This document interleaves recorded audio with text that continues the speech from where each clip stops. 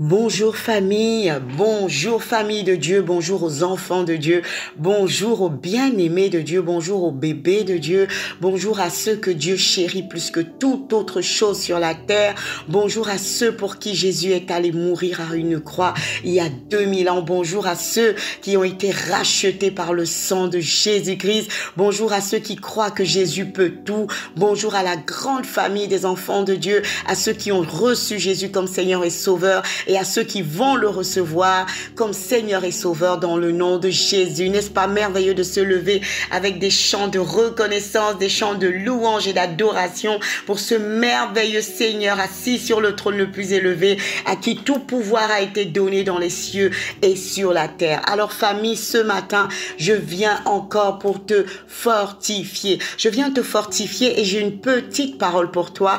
Elle se situe dans Nombre 20, au versets 6, 7 et 8. En résumé, Moïse et Aaron se retrouvent devant la vindicte populaire parce qu'ils sont dans un désert et le peuple d'Israël n'a pas d'eau. Il n'y a pas d'eau dans un désert. Famille, tu peux imaginer combien ça doit être compliqué de vivre dans un endroit où il n'y a pas d'eau. Et Moïse et Aaron, dépités, vont aller chercher la face de Dieu et la gloire de Dieu descendra. Et l'Éternel leur donnera une instruction.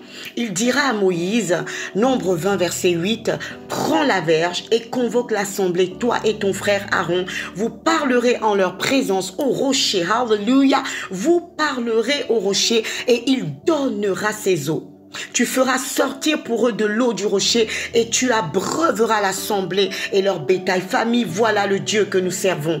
Voilà le Dieu que tu sers. Voilà le Dieu en qui tu peux mettre ton espérance. Le Dieu qui te donne l'ordre de frapper un rocher dans un endroit où il n'y a pas d'eau. Il n'y a aucune goutte d'eau. Le Dieu qui fait sortir de l'eau dans des zones improbables. Le Dieu qui résout des problèmes improbables. Le Dieu qui trouve des solutions improbables. Il s'appelle Jésus-Christ de Nazareth. Il s'appelle l'Éternel des armées. Il est le Seigneur des seigneurs. Et c'est ce Dieu que tu sers. Alors tu peux être fier d'être la fille du Dieu qui peut donner un ordre à un rocher, qui peut te donner l'ordre de donner un ordre, alléluia, à un rocher, afin que l'eau sorte du rocher. Le Dieu qui peut tout, le Dieu qui peut guérir un aveugle avec de la boue et sa salive, c'est le Dieu que tu sers. Le Dieu qui peut fendre une mer en deux pour pouvoir laisser son peuple s'échapper, c'est le Dieu que tu sers. Alors ce matin, famille, garde ton calme, sois calme et tranquille. Tu sers le Dieu de l'improbabilité.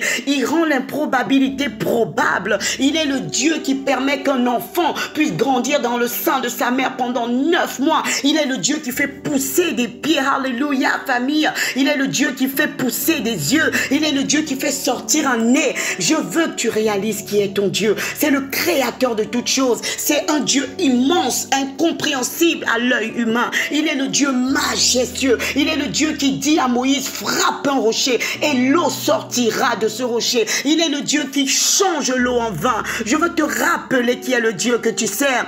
Alors quelle est cette chose qui te fait face, qui te nargue, qui est insolente, qui se tient fièrement devant toi comme Goliath et qui te dit tu n'y arriveras pas.